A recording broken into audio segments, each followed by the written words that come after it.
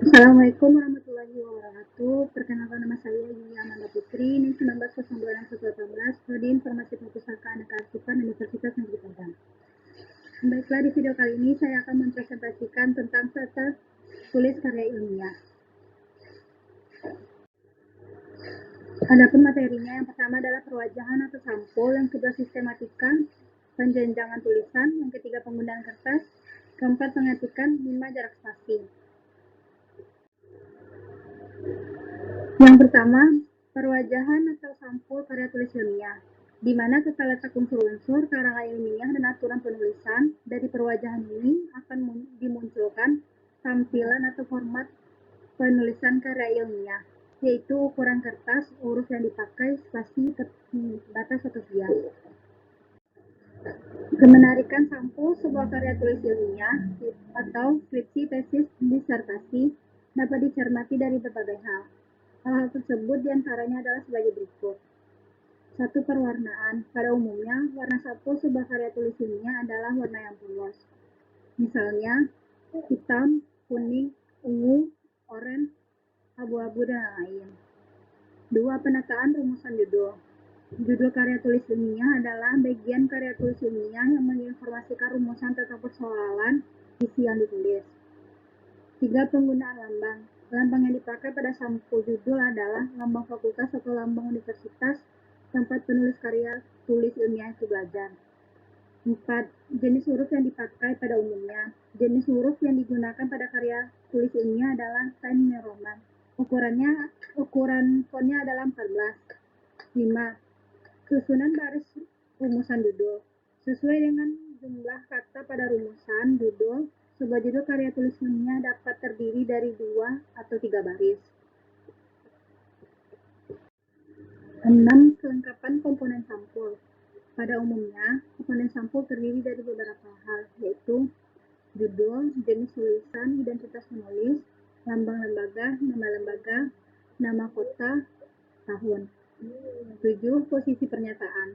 Kata-kata, frasa, atau klausa yang terdapat pada judul dapat dituliskan dalam bentuk lurus, kanan penuh, lurus, kiri penuh, atau seimbang di tengah.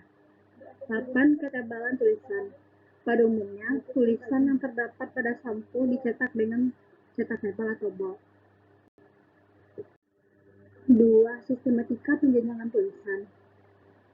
Jenjang 1, topik tingkat 1, judul bab, dilambangkan dengan angka Romawi. Misalnya bab 1, bab 2, bab 3, dan seterusnya. Jenjang 2, topik tingkat 2, subbab atau anak bab, dilambangkan dengan huruf kapital. Jenjang 3, topik tingkat 3, bagian dari subbab atau subbab dilambangkan dengan angka Arab. Jenjang 4, penilaian topik tingkat 4, sub dari bagian subbab dan subbab dilambangkan dengan huruf kecil.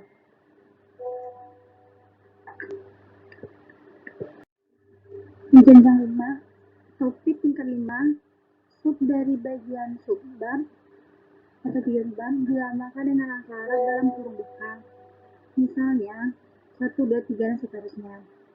Jenjang 6, topik tingkat 6, anak dari subbab, dilambangkan dengan huruf kecil dalam tanda kurung buka.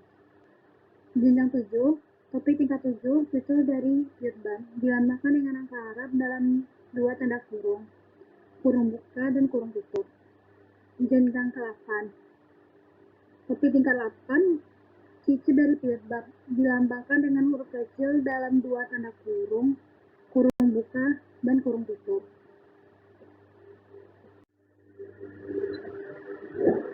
Contohnya penggunaan kertas, di mana kertas yang dipakai untuk penulisan karya ilmiah ada dua jenis, yaitu kertas biasa atau HVS dan kertas continuous foam.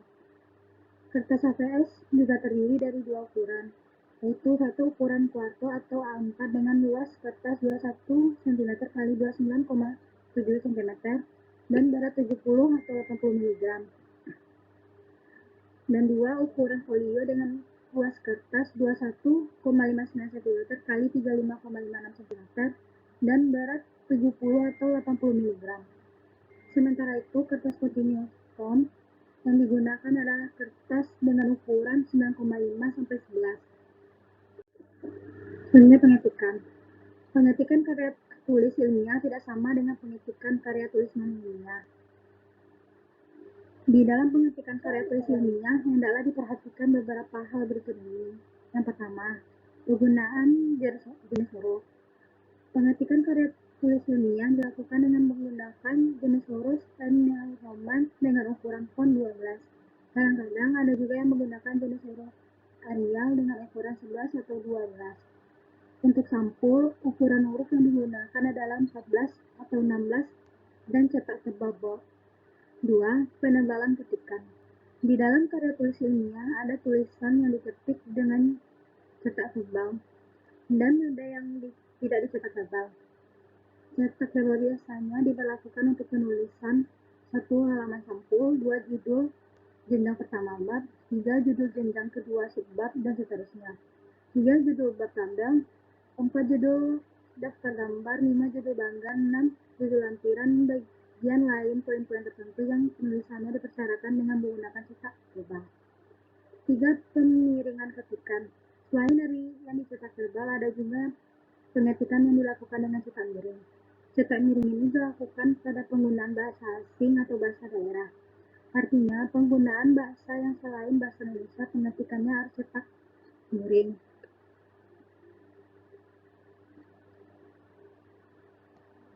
Yang keempat, penggunaan halaman ketikan. Pengetikan hanya dilakukan pada halaman depan suatu kertas. Halaman berikutnya atau halaman belakang pada kertas yang bersangkutan harus dikosongkan. Artinya, pengetikan tidak boleh dilakukan secara timbal balik pada satu kertas yang sama, sebagaimana halnya pengetikan buku-buku ilmiah atau buku pelajaran. 5. Pengetikan di awal jenjang.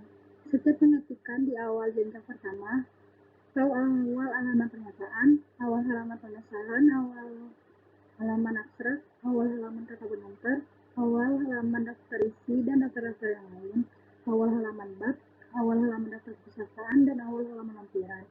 Dilakukan pada halaman kertas yang baru atau pada halaman kertas berikutnya. 6. Pengetikan lampiran. Jika sebuah karya tulis ilmiah memuat banyak lampiran, seperti lampiran 1, 2, dan seterusnya, pengetikan masing-masing lampiran tersebut dimulai pada halaman yang baru. 7. Pengetikan ilustrasi. Pengetikan keterangan ilustrasi misalnya keterangan tabel, keterangan bagan, keterangan foto, keterangan gambar, dan lain-lain.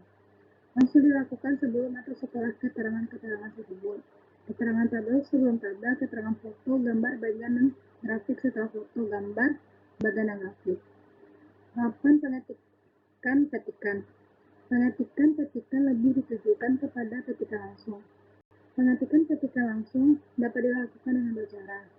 Pertama, pengetikan kutipan langsung yang pendek biasanya 1-3 baris diintegrasikan ke dalam paragraf yang memuat kutipan tersebut.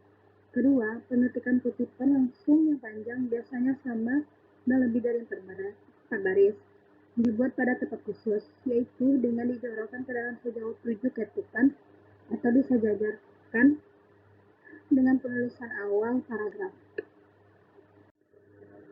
Selanjutnya, jarak spasi. Jarak spasi antara satu baris dengan baris berikutnya atau antara satu sebagian dengan sebagian berikutnya sangat bervariasi. Variasi tersebut terkadang disebabkan oleh adanya kebijakan selingkuh pada lembaga tertentu di mana karya tulis ilmiah tersebut ditulis. Sungguh pun demikian, secara umum, jarak spasi tersebut adalah sebagai berikut.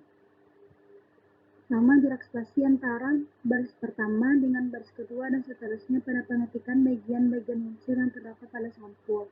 Judul identitas, tulisan, identitas penulis, dan nama lembaga adalah satu spasi. Yang kedua, jarak spasi antara baris pertama dengan baris kedua dan seterusnya pada pengetikan halaman persembahan adalah satu spasi. Ketiga, jarak spasi antara tulisan pernyataan, komponen pernyataan dengan uraian atau penjelasannya adalah 4 spasi. Yang keempat, jarak spasi antara tulisan pengesahan, komponen persetujuan atau pengesahan pembimbing atau konsultasi atau penguji dengan uraian atau penjelasan adalah 4 spasi. Jarak spasi antara tulisan abstrak, komponen abstrak dengan uraian atau penjelasannya dalam empat spasi. Jarak spasi antara tulisan kata pengantar, komponen pengantar, dengan uraian penjelasannya dalam empat spasi. Jarak spasi antara tulisan ucapan terima kasih, komponen ucapan terima kasih, dengan uraian atau penjelasan adalah empat spasi. Jarak spasi antara tulisan daftar isi, komponen daftar isi, dengan uraian atau penjelasannya adalah empat spasi. Jarak spasi antara tulisan bab 1, bab 2, dan seterusnya, dengan uraian atau penjelasannya adalah empat spasi. Jarak spasi antara tulisan daftar kepustakaan, komponen daftar pustaka, dengan uraian atau penjelasannya adalah empat spasi. Jarak spasi baris pertama dengan baris kedua dan seterusnya pada penulisan kutipan langsung yang panjang adalah satu spasi. Jarak spasi isi lampiran adalah satu spasi atau 1,5 spasi. Jarak spasi pada keterangan tabel, keterangan bagan, keterangan gambar, dan keterangan-keterangan yang lainnya adalah satu spasi. Jarak spasi antara nomor halaman dengan uraian sebelumnya jika nomor tersebut diletakkan di bagian tengah bawah, atau uraian sesudahnya jika nomor tersebut diletakkan di bagian kanan atas, adalah 2 spasi. Sekian presentasi dari saya. Apabila ada kesalahan kata, mohon dimaafkan. Assalamualaikum warahmatullahi wabarakatuh.